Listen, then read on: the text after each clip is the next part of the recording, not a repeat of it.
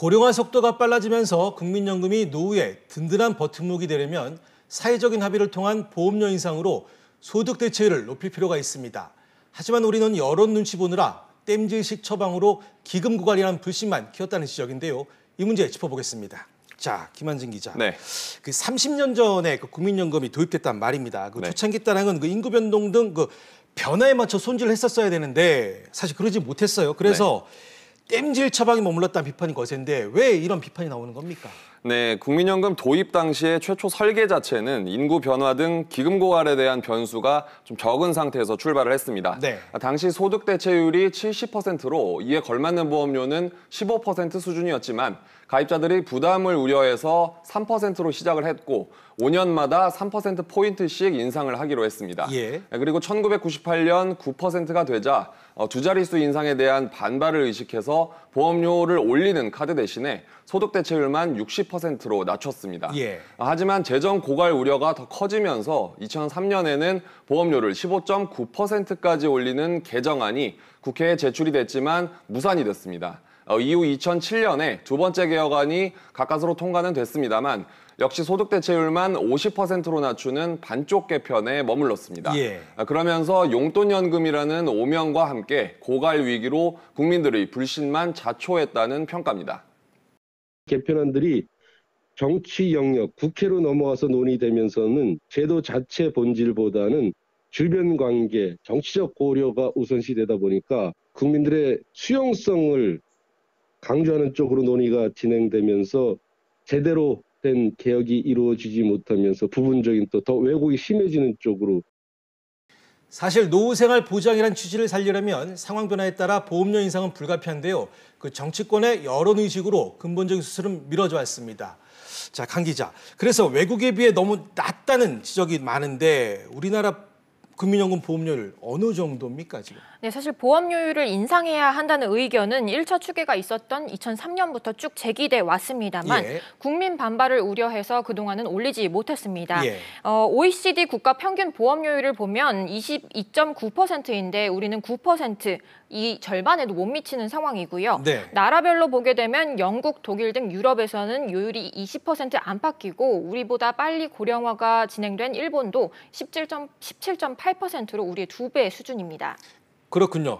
이제 사회적인 합의를 통한 수술이 불가피한데요. 국민연금 인상 계획가 나올 때면 국민연금 폐지나 탈퇴설이 단골 메뉴로 등장했는데 이번에도 예외가 아닙니다. 자, 이렇게 우려도 크고 불신도 높은데 국민연금 꼭 가입해야 되는 겁니까? 네, 그렇습니다. 이 국민연금법에 따라서 국내에 거주하는 18세 이상 60세 미만 소득이 있는 모든 국민은 의무적으로 가입해야 합니다.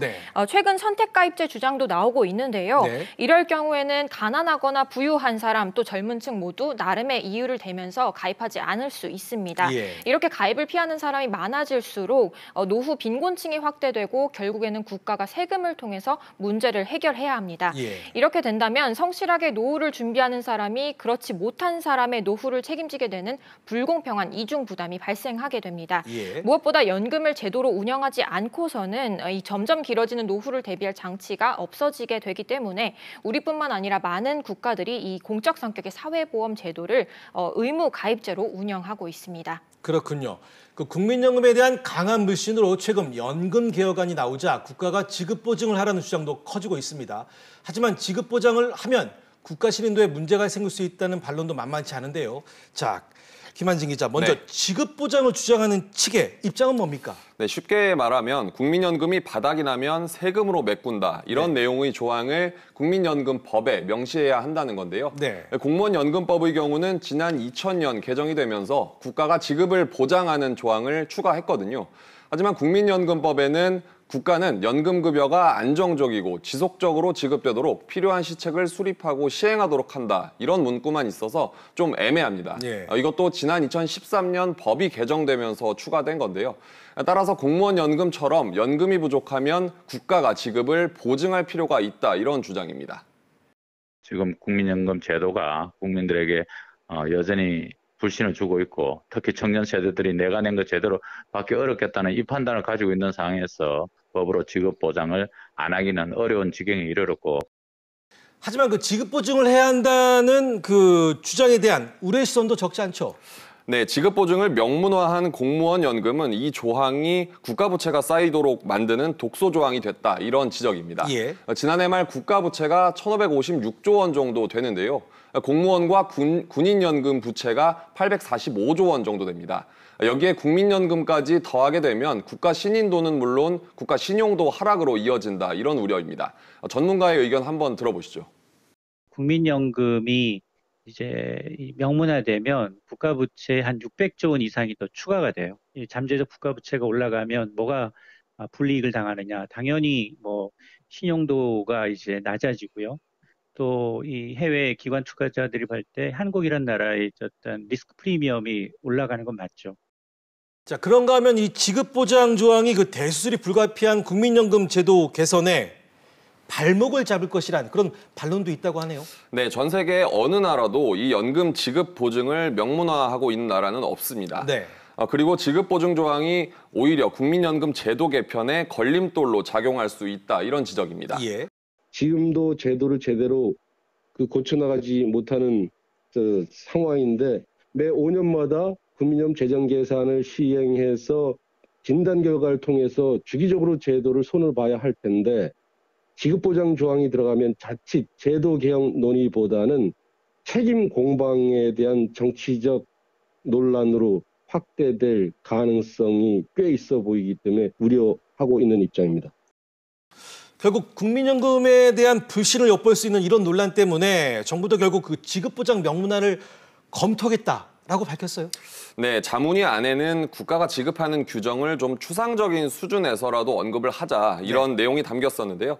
그 연금 지급 보장에 대해서 보건복지부 장관은 국회에서 국민들의 연금에 대해 불만이 크다면 추상적인 수준에서라도 지급 보장안을 명문화하는 방안을 검토하겠다, 이렇게 밝혔는데요. 일단 정부나 국회가 어느 정도는 공감대를 좀 갖고 있는 만큼 어떻게 결론을 낼지 한번 지켜봐야 할 것 같습니다. 그렇군요. 저희 취재 파일에서 여러 번 짚기도 했는데요. 사실 국민연금의 불신을 부추기는 요인 중에는 삼성물산과 제일모직의 합병 과정에서 국민연금이 제 역할을 못했기 때문이라는 말도 나오고 있죠. 네, 그 삼성물산과 제일모직의 합병 과정에서 국민연금이 손실을 감수하면서까지 합병에 찬성표를 던지면서 신뢰가 크게 떨어졌었는데요. 네. 당시 상황을 좀 살펴보면 문형표 전 보건복지부 장관이 해당 안건을 그 외부 전문가로 구성된 기금운용위 산하 의결권 행사 전문위에 넘기질 않고 기금운용본부 투자위원회에서 찬성 결정을 내리도록 압력을 행사했거든요. 예. 결국에 정부 입김에 못 이겨 거수기 역할을 한 겁니다. 이 때문에 최고 의결기구인 기금운용위를 상설기구화하고 또 전문성을 강화해서 결국에는 독립성을 확보해야 한다, 이런 지적입니다. 네. 또 하나의 문제가 바로 낮은 수익률입니다. 국민연금은 세계 3대 연기금으로 꼽힐 만큼 규모가 크기 때문에 운용을 잘해서 기금을 불리면 고가의 시기를 늦출 수 있습니다. 하지만 올해는 특히 낮은 수익률이 문제로 지적되고 있는데 어느 정도길래 이런 지금 지적이 나오고 있는 겁니까? 네, 올해 1월에서 4월까지만 하더라도 이 기금 전체 수익률이 0.89%였는데 네. 5월 들어서는 0.49%까지 떨어졌습니다. 네. 이걸 연간 성과로 예상을 해보면요. 1.66%에서 1.16%로 낮아진 겁니다. 네. 국민연금 적립금이 630조 원, 이렇게 수익률이 조금만 깨지더라도 손실 규모가 상당한데요. 네. 국내 주식 성과가 부진했던 영향이 컸습니다. 4월에는 2%대였던 이 국내 주식 수익률이 5월 들어서 마이너스로 급락을 하면서 한 달간 4조 원 이상 손실이 났습니다. 예. 하지만 국민연금은 장기적인 관점에서 운영하기 때문에 이 한두 달의 성과로 평가하기에는 무리가 있다는 지적입니다. 전문가 얘기 한번 들어보시죠. 국민연금은 초장기 투자자라고 볼 수 있습니다. 아무리 짧아도 1년, 보통 3년 내지 5년 정도의 기간에 대해서 평균적으로 시장에서 만족할 수 있는 그런 수익률을 보이느냐, 이렇게 조금 장기적인 관점에서 성과를 평가해 주는 것이 오히려 합리적인 기준이다라고 봐야겠죠.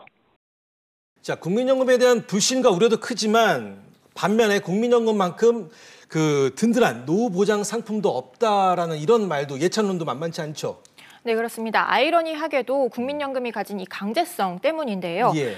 개인이 해지할 수도 없고 일시불로 받는 퇴직연금에 비해서 노후에 정기적으로 받을 수도 있고요. 예. 또 무엇보다도 다른 연금에 비해서 보장성이 뛰어나기 때문입니다. 네. 전문가 얘기 한번 들어보시겠습니다. 국민연금은 노동자가 4.5% 그리고 이제 사용자가 4.5% 해가지고 9%를 40년 동안 내면은 소득 대체율이 40%입니다. 그런데 비슷하게 우리가 퇴직금에서 전환된 퇴직연금은 8.3%를 노동자가 다 내고 있는데요. 그 소득 대체율은 30년 기준으로 12.8% 정도밖에 안 됩니다. 그래서 국민의 노후를 보장할 수 있는 유일한 그리고 가장 우월적인 금융 상품이 바로 국민연금이다.